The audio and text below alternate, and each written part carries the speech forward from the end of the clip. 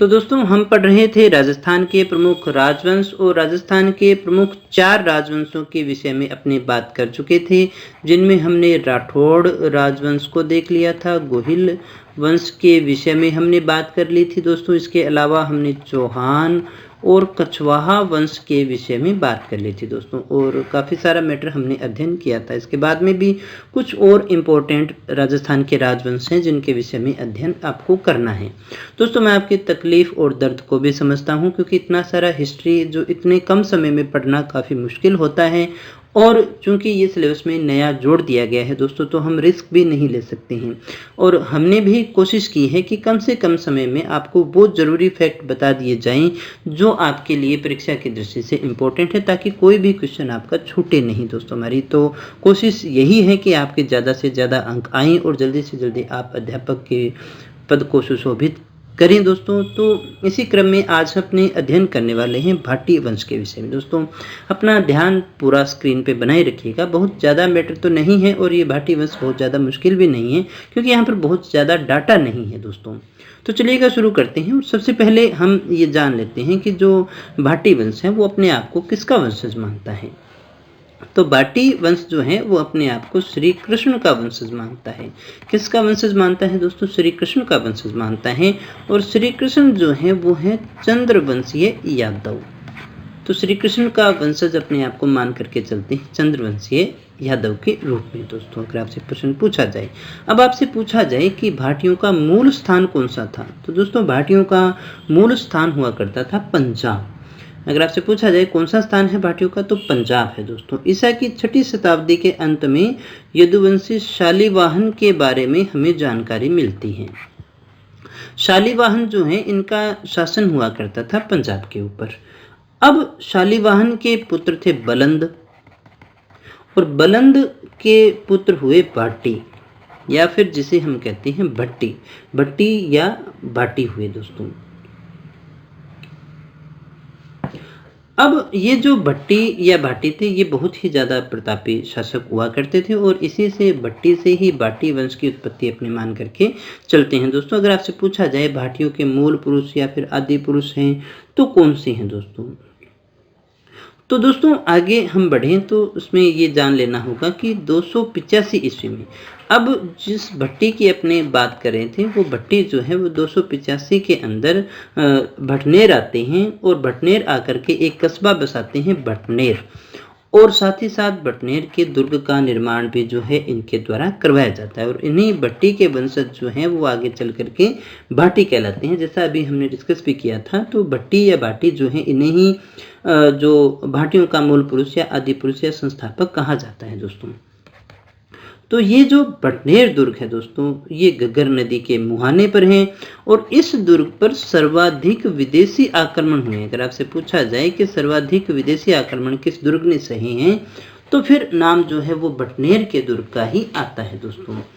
और इसी के साथ हम ये भी मानते हैं कि ये राजस्थान का सबसे प्राचीन दुर्ग है। अगर आपसे पूछा जाए राजस्थान का सबसे प्राचीन दुर्ग, तो इसी में कहते हैं। इसके अलावा तैमूर जो है, तैमूर की आत्मकथा है तेजु की तैमूरी, उसके अंदर भी इसका उल्लेख मिलता है। वो इसमें ये कहते हैं कि मैंने इतना मजबूत और सुरक्षित किला आज तक नहीं देखा है दोस्तों। तो तैमूर ने ऐसा इसी किले के बारे में कहा गया है। कल्चर में भी क्वेश्चन आपसे पूछा गया है, वहाँ भी पूछा जा सकता है, और यहाँ भी जानना आपके लिए काफ़ी ज़्यादा इम्पोर्टेंट है।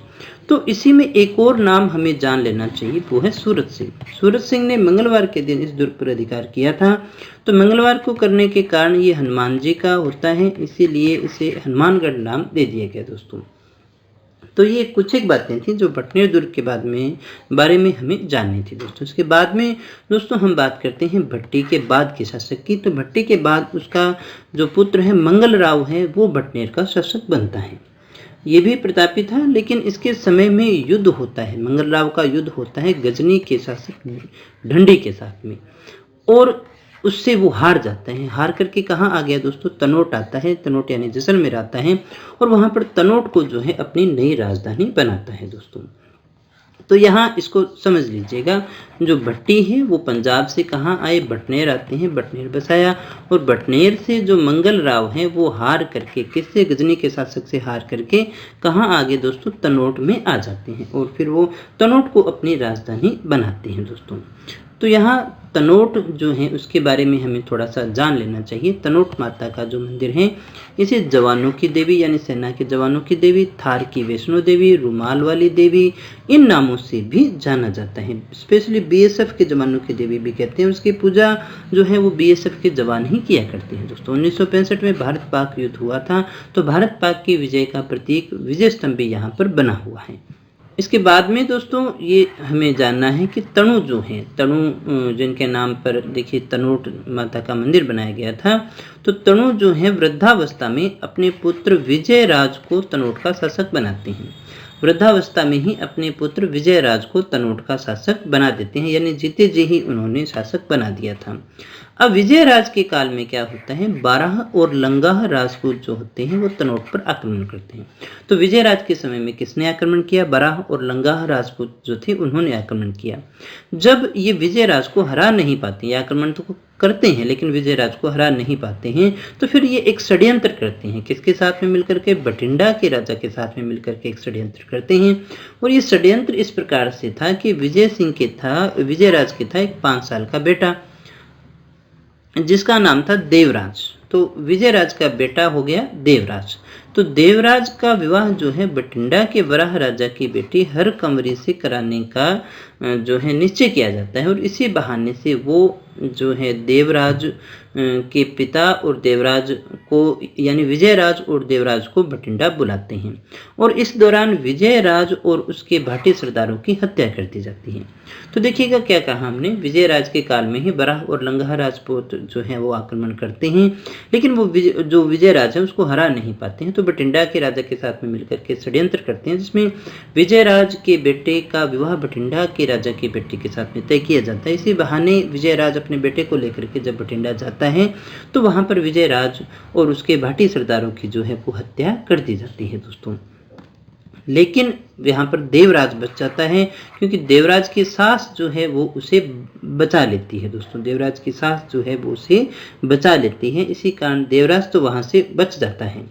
बराह और लंगा राजपूत जो है वो वहां से लौट आते हैं और लौट करके आते हैं तनोट। कहाँ से आते हैं दोस्तों, तनोट आते हैं। यहाँ पर देखिए विजयराज का वृद्ध पिता था तणु से उसका संघर्ष होता है, इसमें वो मारा भी जाता है, और तनोट में एक भयंकर जनता का कत्लेआम किया जाता है दोस्तों। तो तणु को भी वीरगति प्राप्त हो जाती है, यानी तणु और उसका बेटा जो है वो दोनों ही यहाँ पर नहीं रहते हैं, लेकिन देवराज जो है उसको उसकी सास के द्वारा बचा लिया जाता है।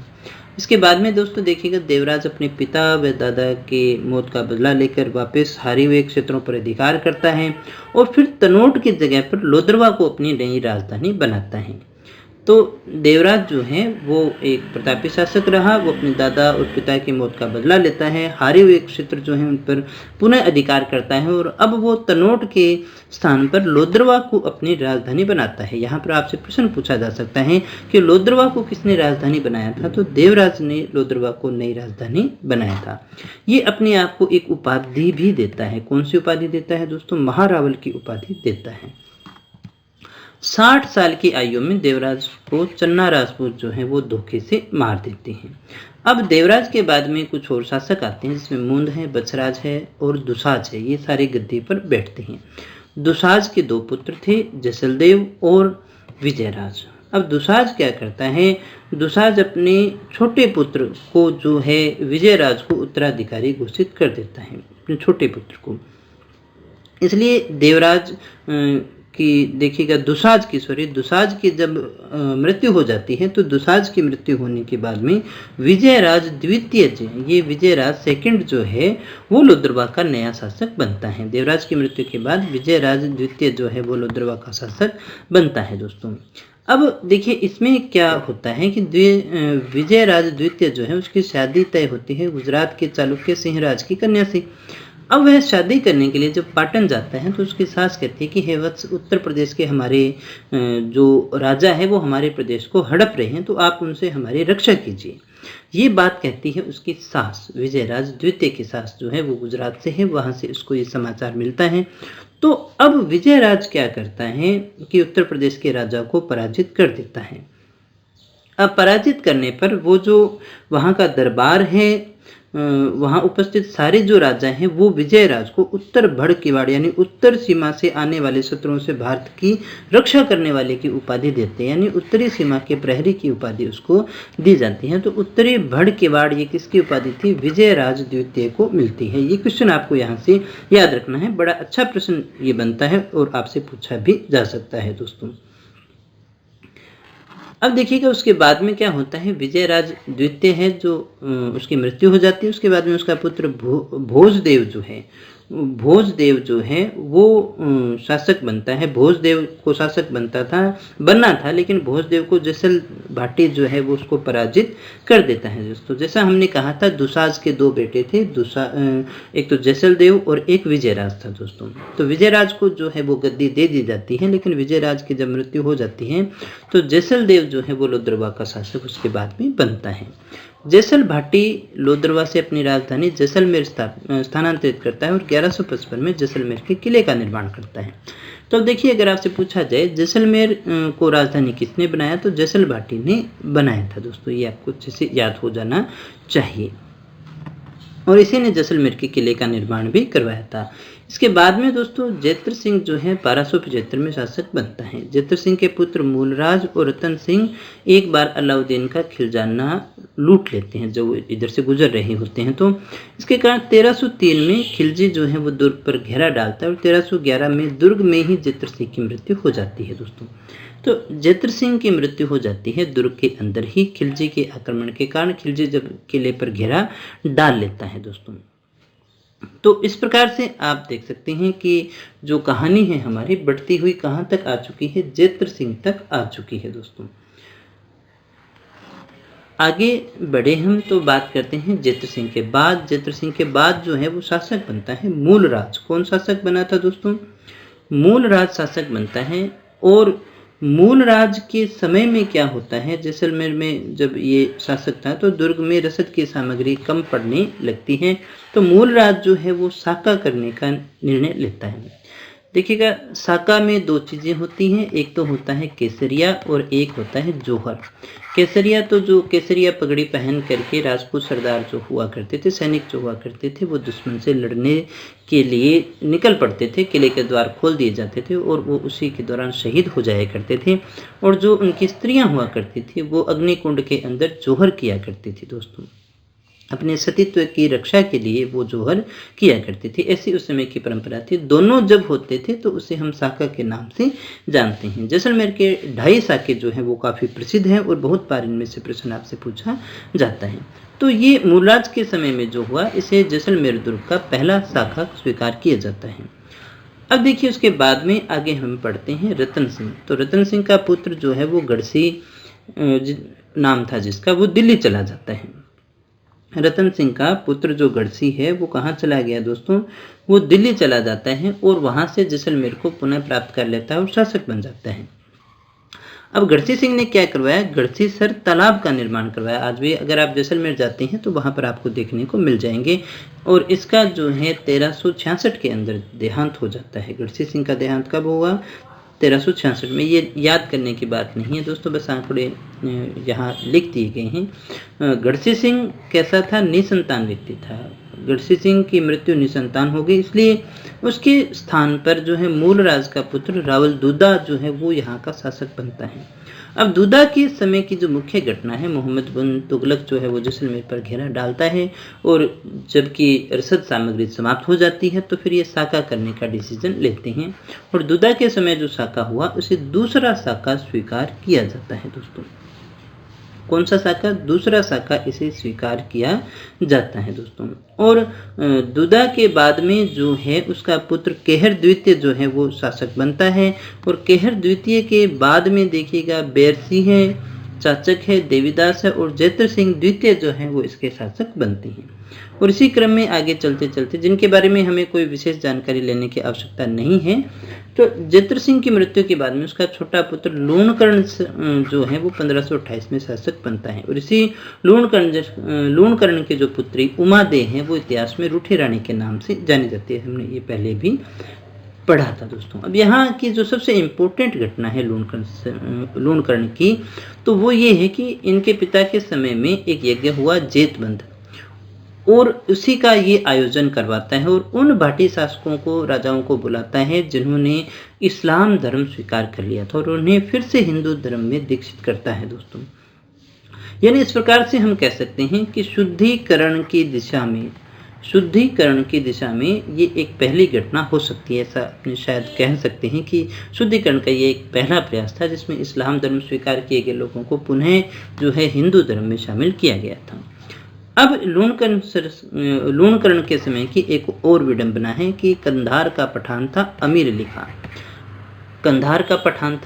अली खां। वो पगड़ी बदलकर इसके साथ में भाई बनता है और बड़ी अच्छी चल रही होती है, लेकिन 1550 में अमीर खां पदच्युत कर दिया जाता है और वो कंधार से जैसलमेर में आकर के शरण लेता है दोस्तों।